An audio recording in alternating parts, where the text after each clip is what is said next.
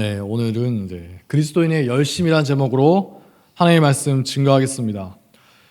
열심이라는 말은 교회에서 많이 들어보셨죠? 열심이라는 말은 많은 사람을 정말 가슴 뛰게 하는 말인 것 같아요. 세상에 많은 사람이 있지만 누구도 열심이라는 말로부터 자유로운 사람은 없지 않습니까? 심지어 그 방에서 절대 나오지 않는 사람, 히키코모리라고 하죠.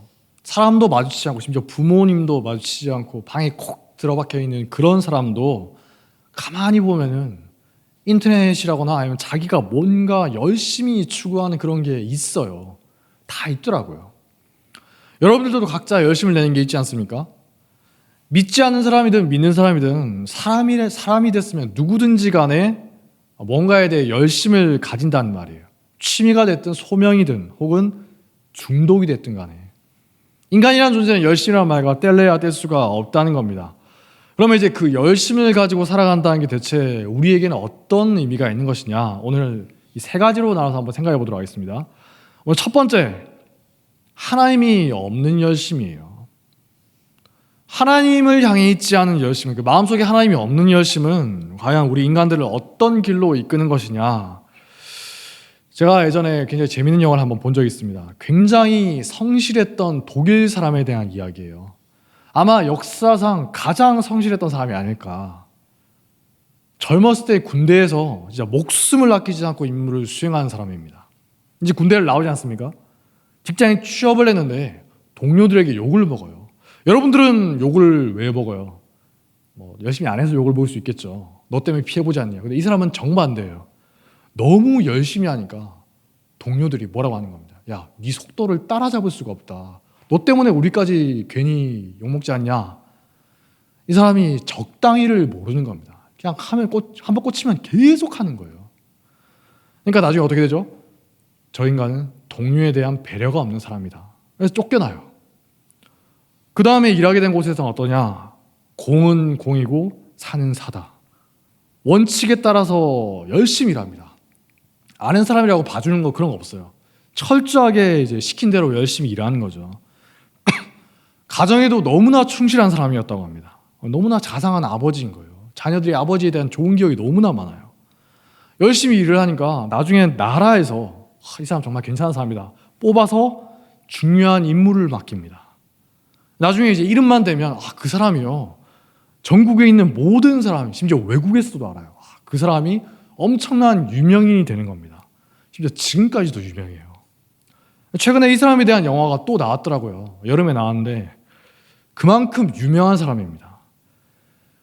혹시 아실지 모르겠지만 이 사람의 이름이 루돌프 헤스라는 사람이에요. 그 유명한 아우슈비츠 수용소 소장입니다. 하루에 1만 명씩 죽인 사람이에요. 10,000명씩 꼬박꼬박 죽입니다. 정말 무시무시한 사람이죠. 나중에 이제 전쟁이 끝나고 잡혀가지 않습니까? 숨어 있었는데 이제 잡혀서 끌려와요. 근데 이제 재판을 하는데 이렇게 말하는 겁니다. 나는 국가의 명령에 충실하게 따랐을 뿐이다. 나는 충성했을 뿐이다. 너무나 성실하게 열심을 다했는데 최악의 학살자가 되어버린 거죠. 물론 자기 나름으로는 선을 행한 거고 나름 떳떳했어요. 왜냐? 그 시대에 독일에서는 그게 정의고 선이었으니까. 중국에도 예전에 대약진 운동이라 해가지고 엄청나게 열심을 낸 때가 있습니다. 여러 가지 일이 있었는데 제일 유명한 게 있죠. 예전에 담임 목사님 잠깐 말씀하셨는데 저 새는 해로운 새다. 무슨 새겠어요? 참새예요. 참새가 이제 곡식을 먹지 않습니까? 그 이제 벼이삭 같은 걸 먹잖아요. 근데 그걸 보고 이제 모택동 마오쩌둥이 순시하다가 그걸 보고 화가 나가지고 한마디 하는 겁니다. 저 새는 해로운 새다. 이제 그때부터 중국에 있는 수억 명의 사람들이 참새를 다 때려잡기 시작하는 거예요. 해로운 새니까 정말 열심히 잡습니다. 그 결과 어떻게 됩니까? 참새가 이제 씨가 말라요. 전멸하다시피 하는 겁니다. 그러니까 해충이 들끓겠죠. 그때부터 이제 3년 동안 대기근이 시작되는데 3년 동안 많은 사람이 굶어 죽었다고 합니다. 여러분 굶어 죽은 사람 본 적 있어요? 옛날에 우리나라에도 좀 있었다고 하죠. 얼마나 죽었냐? 3, 4천 명이 죽었다 해도 놀랄 건데 겨우 그 정도 수준이 아니라 무려 우리나라 인구가 한 몇천만 명 되죠? 한 4천만 명 되나요? 3천만에서 5천만 명 정도가 굶어 죽었다고 해요. 학자들이 거의 측정을 못할 정도로 엄청나게 죽은 거예요. 죽어라고 열심을 낸 결과 우리나라 인구 수준의 사람들이 증발해버릴 정도로 악몽이 생긴 겁니다. 인간의 열심이라는 게 하나님이 없이 이루어질 때 마치 사사기처럼 끔찍한 결과를 낳을 수도 있다는 거예요. 왜냐?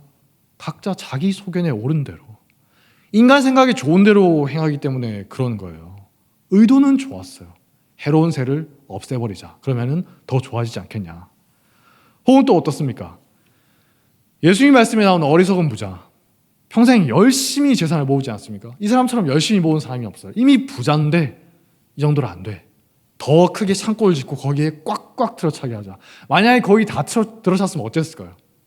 또 창고를 지었겠죠. 정말 열심히 있는 분입니다. 근데 어떻게 됩니까? 하나님이 비웃으시는 거죠.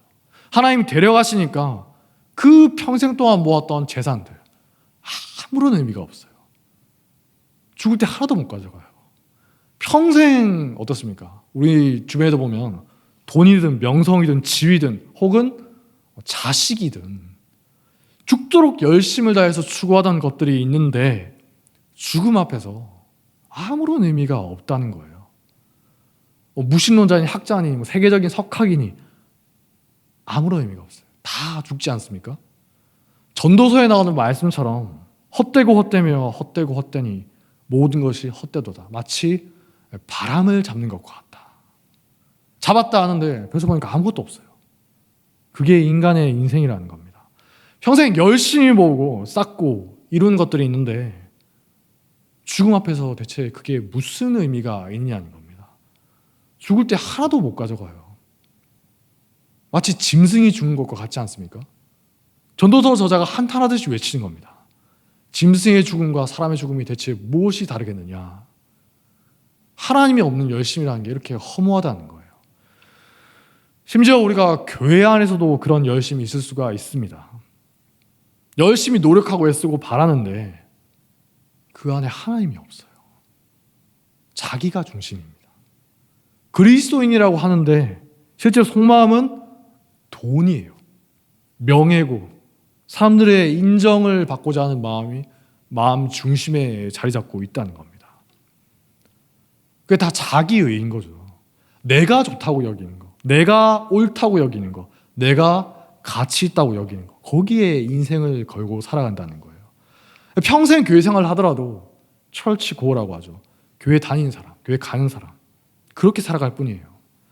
빌립보서에서 바울이 뭐라고 합니까? 내가 이전에 열심히 추구하던 그 모든 것들을 이제는 내가 배설물로 여긴다. 우선순위가 바뀐다는 겁니다. 우리가 하나님을 모를 때, 믿음이 없을 때 추구하던 많은 것들이지 않습니까? 여전히 내 마음 가운데 너무나 중요하게 여기고 인생의 1순위로 추구하고 있다면 아까 봤던 그 어리석은 사람들, 비참한 사람들, 나와 크게 다를 게 없다는 거예요. 내가 열심을 내는데 나의 열심이 나를 망치고 내 가족을 망치고 심지어 교회를 해치는 열심이 될 수도 있다는 겁니다. 여러분들이 열심을 내면 낼수록 우리 교회에서 대학진 운동하는 게 될 수도 있다는 거예요. 지금도 중국인들한테 물어보면 문화대혁명과 함께 가장 끔찍했던 시기다. 정말 생각하기도 쉽지 않은, 가능하면 역사에서 지워버리고 싶은 그런 시기로 기억하고 있습니다. 하나님이 없는 인간의 열심이라는 게 나와 내 주변을 엉망으로 만들 수도 있다는 거예요. 혹은 수백 수천억 재벌 이렇게 쌓아놓고 떵떵거리면서 살면 뭐하냐는 겁니다. 사람들의 존경을 받으면 뭐하냐는 거예요. 높은 지위에 올라가신 분들, 얼마 전에도 높은 지위에 있던 분 돌아가셨죠. 조금만 지나면 다 잊혀질 거예요. 아무런 의미가 없어요. 죽으면 끝이라는 겁니다. 살아서 내가 이루었던 모든 것들이 하나님 앞에서 헛되고 헛된 것에 불과하다는 겁니다. 내가 이렇게 설교를 하더라도 하나님께서 여러분 마음 가운데 깨닫게 해주시지 않으면 절대 몰라요. 저도 옛날에 몰랐는데 설교를 잘 듣고 이제 돌아가서 또 열심히 인간의 열심을 내면서 살아가는 겁니다. 혹시 이 시간에 하나님이 없는 열심을 추구하는 분이 계시다면 듣고 깨달으시기 바랍니다. 하나님이 없는 열심은 우리를 비참하게 만들거나 허무하게 만들 뿐이다. 둘째로, 하나님을 향한 열심이 있어요. 하나님을 향한 열심이 있습니다. 근데 문제가 뭐냐? 말씀의 지배를 받지를 못하는 거예요. 바울이 그랬죠. 아까 독일에 웨스가 있었으면 이스라엘에는 사울이 있습니다. 바울이 사울이던 시절에 어때요? 하나님을 향한 열심은 누구보다 충만했어요. 진심입니다. 사도행전 22장 3절에 보니까 바울이 이렇게 말합니다. 나는 유대인으로 길리기아 다소에서 났고 가말리알의 문화에서 우리 조상들의 율법에 엄한 교훈을 받았고 오늘 너희 모든 사람처럼 하나님께 대하여 열심히 있는 자라. 내가 이 돌을, 기독교를 말하는 거죠. 이 돌을 박해하여 사람을 죽이기까지 하고 남녀를 결박하여 옥에 넘겼노니. 26장 9절부터 보니까 더 자세하게 말합니다. 사도 바울이 무슨 짓을 했느냐? 나도 나사렛 예수의 이름을 대적하여 많은 일을 행하여야 될 줄로 스스로 생각하고 예루살렘에서 이런 일을 행하여 대제사장들에게서 고난을 받아가지고 많은 성도를 감옥에 가두며 또 죽일 때 내가 산성투표를 하였고 또 모든 회당에서 여러 번 형벌을 가하여 강제로 예수를 모독하는 말을 하게 하고 그들에 대하여 심히 격분하여 외국 성에까지 가서 박해했다. 대단한 열심이지 않습니까? 사도행전 앞부분을 보면 어때요? 예루살렘 교회가 크게 부흥을 하죠. 제사장 중에도 믿는 사람이 점점 많아집니다. 수천 명, 거의 10,000명 넘는 사람들이 교회를 이루어요. 대형 교회예요. 그러니까 이제 사람들 눈치를 보는 대제사장들, 군중의 눈치를 보니까 교회를 함부로 건드리질 못해요. 저 건드리면 큰일 날지도 몰라. 그 모습을 보고 어떤 사람이, 어떤 청년이 의분을 품고 일어서는 겁니다. 하나님을 향한 열심을 가지고 자기 앞장서는 거예요. 대제사장님, 제가 저자들에게 죽는 한이 있더라도 하나님을 위해서 이 이단자들을 모조리 없애버리겠습니다. 나사렛 예수를 대적하는 게 바른 길인 줄 알고 엄청난 열심을 냈던 거예요. 그 결과 어떻게 됩니까? 하나님의 대적자가 됐어요. 예수님이 말씀하시죠. 사울아 사울아 네가 어찌하여 나를 박해하느냐 하시거늘 대답하되 주여 누구시니까 이르시되 나는 네가 박해하는 예수라. 이 말 들었을 때 사울의 심정이 어땠겠어요? 이제 완전 멘탈이 나가는 겁니다. 내가 지금 뭐하고 있었던 거냐. 자기는 하나님을 위해서 목숨 걸고 나섰다고 생각했는데 열심을 냈는데 그게 오히려 하나님을 거스르는 게 되어버렸다는 거예요. 왜 그렇습니까? 말씀의 지배를 받지 못하니까. 그저 이제 지식으로만 그쳐버린 거예요. 성령님의 은혜로 우리가 말씀을 깨달아 알고 그 말씀의 지배를 받아야 되지 않습니까? 근데 사울이 그러지는 못했다는 거예요. 우리가 그리스도인으로 살아간다는 게 어떤 의미인 겁니까? 뭡니까? 말씀의 지배를 받는 사람이에요. 내 뜻과 내 생각이 있잖아요. 믿기 전의 생각, 믿고 난 후에도 내 뜻과 내 생각이 시퍼렇게 살아있어요. 내 안에 다들 있지 않습니까? 근데 말씀을 읽어나가면서 설교 말씀을 듣고 내가 또 말씀을 읽으면서 기도하다가 깨닫게 되는 거예요. 하나님의 뜻과 내 생각이 다르구나. 그러면서 어떻게 됩니까? 말씀에 찔림이 되고 말씀대로 살아야 되는데 이 거룩한 부담감을 갖게 된다는 거예요. 이게 그리스도인이죠. 혹시 말씀에 찔려서 회개해 본 경험이 있습니까? 말씀에 부담감을 느끼고 내가 이러면 안 되는데 고민해 본 기억이 있으세요? 누가 시켜서 억지로 했다거나 아니면 보는 사람이 있어서 그런 게 아니라 아무도 보는 사람 없고 아무도 손가락 잡는 사람도 없는데 내 스스로 내 마음 속에서 그런 게 솟아나는 걸 느껴본 적이 있습니까?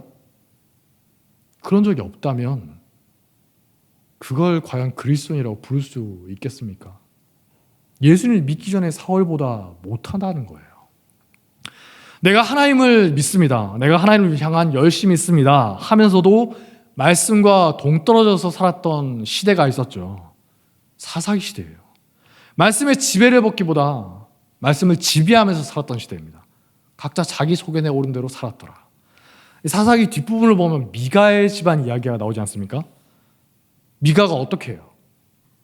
하나같이 십계명을 어기고 하나님의 뜻을 거스르면서 살아가요. 그런데 나중에 뭐라고 합니까?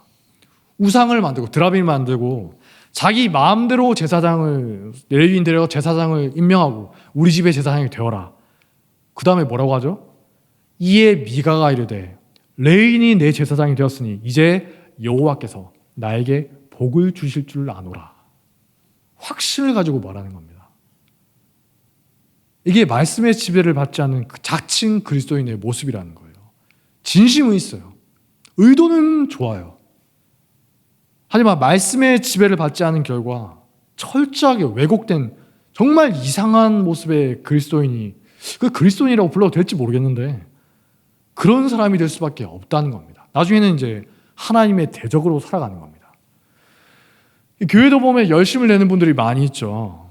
헌신하는 분들이 있어요. 근데 이런 분들이 조심해야 되는 게 뭐냐? 말씀의 지배를 받지 않으면 누구보다도 교회를 어지럽힐 수가 있다는 겁니다. 어떻게 보면 누구보다 잘 믿는 것처럼 보이거든요. 누구보다 헌신하는 것처럼 보여요. 하나님을 향한 열심이 탁월해 보입니다. 사역자가 봐도 정말 탁월한 분들이 있어요. 근데 가만히 보면 항상 자기 뜻대로 해요. 말씀의 지배를 받는 게 아니라 말씀을 지배해버리는 거예요. 사실상 그분에게 말씀이 필요가 없는 거죠. 열심만 가지고 나가는 거예요. 누군가가 말씀해가지고 그런 거 아닙니다. 그러시면 안 됩니다 하면 화를 버럭낼 수도 있죠. 그럴 때 우리는 깨닫는 겁니다. 저분은 말씀의 지배를 받는 그리스도인은 아니구나. 말씀의 지배를 받는 그리스도인은 어떻습니까? 그렇듯한 종교적 언행을 하기보다는 먼저 내가 말씀에 찔림이 돼야죠. 저도 이제 이 말씀 준비하면서 좀 많이 찔림이 됐는데 다행이죠. 찔림이 돼서. 다임 목사님 설교 말씀 듣거나 할 때 여러분 어떻습니까? 말씀이 마음에 찔림이 되십니까? 머리에 든 건 많아서 말은 많은데 정작 말씀의 지배는 받지 않는 걸 뭐라고 합니까? 종교인이라고요. 다른 말로 종교적 괴물이라고 합니다. 그 사람과 다르게 아는 거는 별로 없다 할지라도 그 말씀 앞에 엎드릴 줄 아는 사람이 정말 귀하다는 거예요. 말씀이 내 생각과 충돌할 때가 있지 않습니까? 물론 이제 내 생각과 말씀이 일치할 때도 기쁘죠. 근데 충돌할 때 괴롭지만 그럴 때 너무나 괴로워하면서 동시에 즐거워하는 겁니다. 그러면서 말씀 앞에 엎드릴 줄 아는 거예요. 제가 예전에 어떤 목사님 이야기 해드린 적 있죠. 이분이 원래는 전혀 그런 성격이 아니었는데 어느 날 갑자기 믿게 되고 군대에서 믿었거든요. 말씀을 읽다 보니까 날마다 회개가 터져 나오는 거예요. 대표적인 말씀이 이거였다고 합니다. 큰 자가 작은 자를 섬겨야 한다. 세상과 전혀 다른 원리잖아요. 이분이 말씀을 읽으면서 너무 충격을 받는 거예요. 내가 지금까지 말씀과 전혀 다르게 살아왔구나. 그리고 날마다 말씀 앞에서 찔림이 되고 이제 기도를 하는 겁니다. 하나님, 제가 오늘도 말씀대로 살지 못했습니다. 주여 저를 불쌍히 여겨 주옵소서. 저를 제발 좀 변화시켜 주십시오. 그리고 그 다음날 또 가서 또 이제 죄를 짓고 말씀대로 못 살고 또 와서 이제 하나님 제발 저 좀 불쌍히 여겨주세요 하면서 기도하는 거예요. 그러면서 계속 조금씩 변해가는 거죠. 주변에서 놀라는 겁니다. 야, 너 원래 안 그랬잖아. 뭐 잘못 먹었어? 왜 그래? 그래서 처음에는 비웃어요. 어디까지 가서 보자. 절대 손해보지 않으려고 했다고 합니다. 그분 말이에요. 악착같이 자기 몫을 챙기는 인생이었다고 합니다. 다혈질이었고 성격도 더럽고 그분 말씀이에요. 성공하기 위해서 애쓰던 그런 인생이었는데 말씀의 지배를 받기 시작하니까 조금씩 달라지는 거예요. 처음에는 비웃던 사람들, 주변에 이제 어떤 사람인지 아니까 자꾸만 비웃는 거죠. 야, 적당히 해라. 너 힘들잖아. 그만해. 비웃던 사람들이 차츰차츰 깨닫게 되는 겁니다. 야, 저거는 진짜인가 보다. 진짜 제가 믿나 보다. 오랫동안 지켜본 사람도 있죠. 가족들이에요. 자식들, 아내, 가족들부터 알아차리는 거예요. 우리 아버지가 원래는 전혀 안 그랬거든요. 지금은 완전히 변한 거예요. 저분은 원래는 안 그랬어요. 아들이 저한테 조심스럽게 말한 적이 있거든요. 말씀에 여러분들이 거룩한 부담감을 느끼십니까? 말씀에 찔림이 되시냐는 거예요.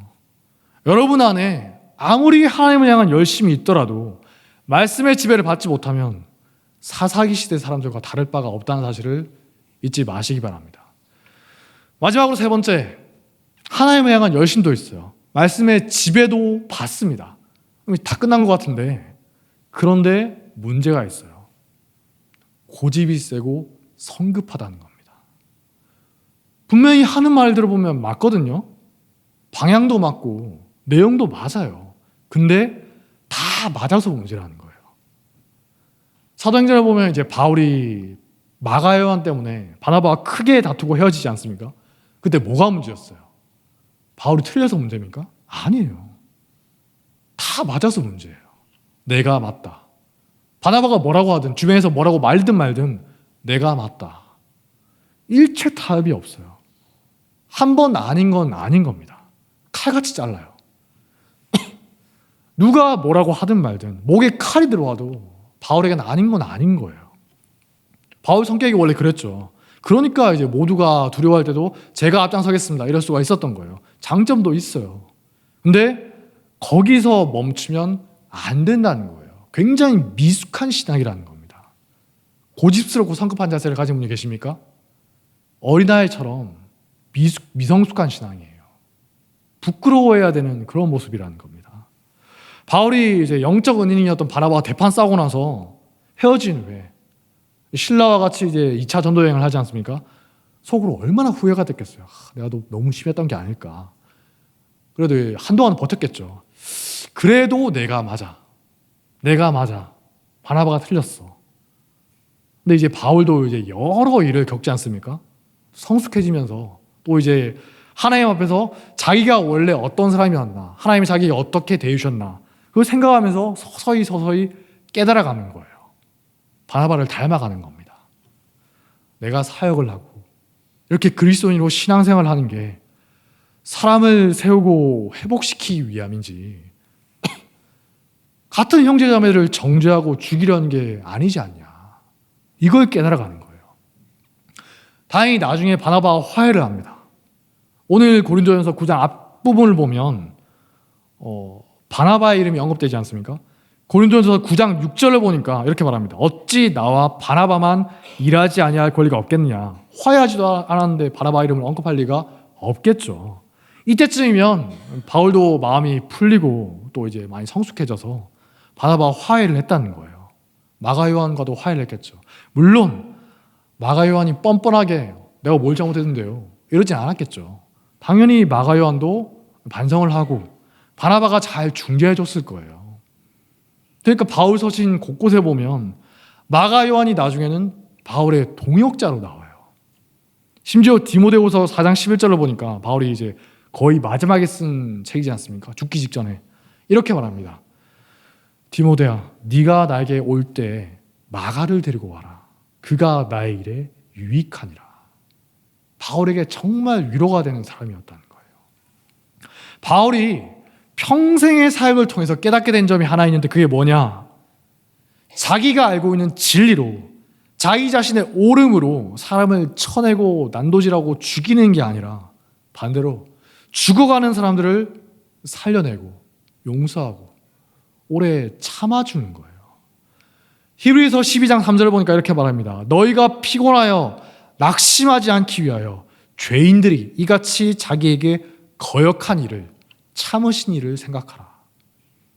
예수님이 우리에 대해 어떻게 하셨느냐, 그걸 생각하라는 겁니다. 베드로가 이걸 뼈저리게 알고 있었죠. 자기가 얼마나 큰 용서를 받았는가, 예수님이 얼마나 자기에 대해서 오래 참아주셨는가, 죽을 죄인이었던 자기를 용서해 주시고 어떻게 다시 일으켜서 쓰셨는가. 내 양을 치라, 내 양을 먹이라. 베드로전서 마지막 부분을 보면 베드로가 이렇게 말합니다. 택하심을 함께 받은 바벨론에 있는 교회가 너희에게 문안하고 내 아들 마가도 그리하느니라. 영적인 아들이라는 거예요. 베드로도 한 성깔 하지 않습니까? 칼을 들고 사람을 죽이려고 날뛰던 그런 사람이죠. 여러분 중에 혹시 칼 들고 사람 죽이려고 하셨던 분 계십니까? 자기 뜻과 다르면 불같이 화를 내던 사람이에요. 거의 분노 조절 장애입니다. 상대를 가리지 않아요. 예수님께도 그렇게 했죠. 예수님이 이제 자기가 나중에 십자가에 달려서 돌아가실 걸 말하니까 베드로가 어떻게 합니까? 예수님을 붙잡고 막 거세게 따지면서 정신 차리십시오. 그러시면 안 됩니다. 막 화를 냈던 사람이에요. 성경에 보면 이제 항변하니라라고 뭔가 좀 부드럽게 표현되어 있는데 실제로는 붙들고 막 따지는 겁니다. 그러시면 안 됩니다 하면서 막 따지는 거예요. 그러던 사람이 마가 요한을 회복시키고 성장시키는 그런 사람으로 변했다는 거예요. 내가 하나님 앞에 얼마나 끔찍한 죄인이었나. 그런 나 자신을 하나님이 어떻게 용서하고 써주셨는가. 그걸 아니까, 깨달으니까 완전히 달라진다는 거예요. 은혜를 깊이 깨달은 자로 살아간다는 겁니다. 실패한 사람들을 봐도 어때요? 분노가 일어난다기보다는 불쌍하게 보이고 도와주고 싶고 정죄하고 주기보다는 살려내려는 겁니다. 바울도 어때요? 예수를 믿게 된 이후에, 믿게 된 직후에는 굉장히 이제 혈기왕성한 사람이었죠. 근데 믿게 된 이후에 평생 동안 죽기 직전까지 이 자세를 배워나가야 했다는 거예요. 자기에게 보여줬던 하나님의 은혜가 얼마나 큰 것이었는가. 바나바와 싸울 때는 깜빡하고 있었죠. 이제 그걸 깨닫고 나서는 바나바처럼, 베드로처럼 나도 사람을 살리고 회복시키는 사역자가 되어야 되겠구나. 배워나가는 거예요. 물론 이제 마가 요한이 뻔뻔하게 내가 뭘 잘못했어 이러면 이제 평생 용서를 못했겠지만, 바울 서신을 보면 이제 교회를 해치고 회개하지 않은 뻔뻔한 사람들에 대해서는 마지막까지도 칼 같은 모습을 보입니다. 내가 그들을 사탄에게 내어줬노라, 이렇게까지 표현을 해요. 근데 이제 그런 악질적인 극소수의 사람이 아닌 이상에는 예수님의 말씀처럼 살아간다는 거예요. 베드로가 예수님께 묻죠. 주여, 형제가 나에게 죄를 범하면 내가 몇 번이나 용서하여 주리이까? 7번까지 용서하면 됩니까? 예수께서 이르시되 너에게 이르노니 7번뿐 아니라 7번을 70번까지라도 할지니라. 제가 가만히 보니까 이제 어렸을 때 교회 다니다가 부모님 때문에 어쩔 수 없이 교회 다니다가 자라서 믿음을 버린 분들이 많이 있는데, 그분들이 자주 하는 말 중에서 공통적인 말 중에 하나가 이게 있어요.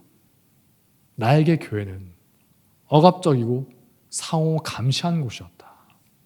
집에서든 교회에서든 정신병 걸릴 것 같은 분위기였다는 겁니다. 여유가 없어요.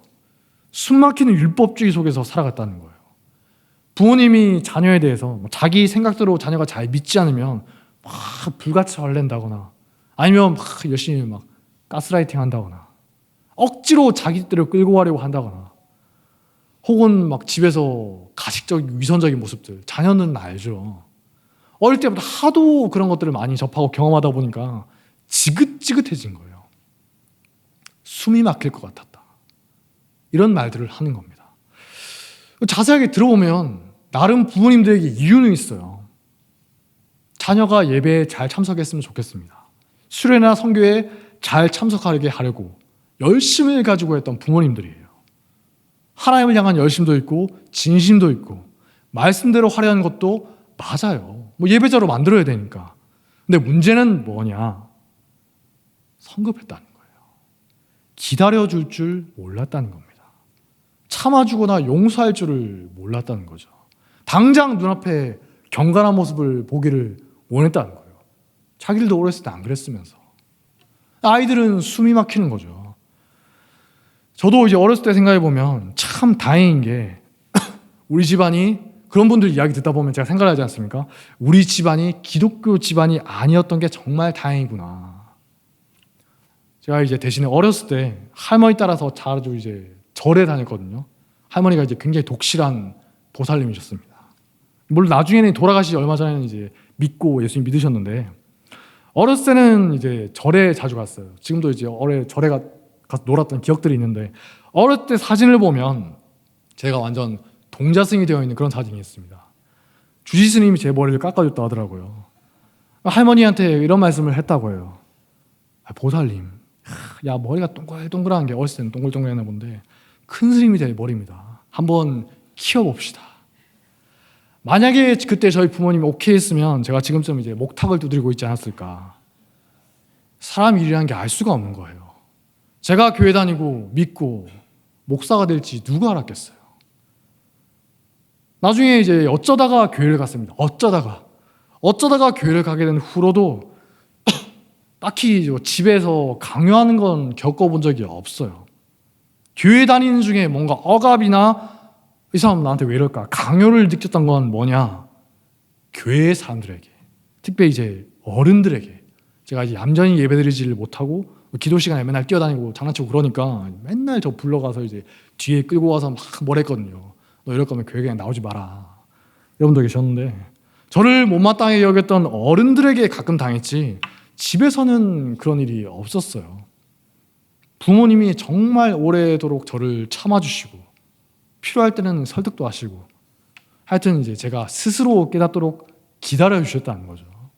실패도 하고 생각할 시간을 주셨다는 거예요. 또 이제 제가 자라면서 여러 가지 일이지 않습니까?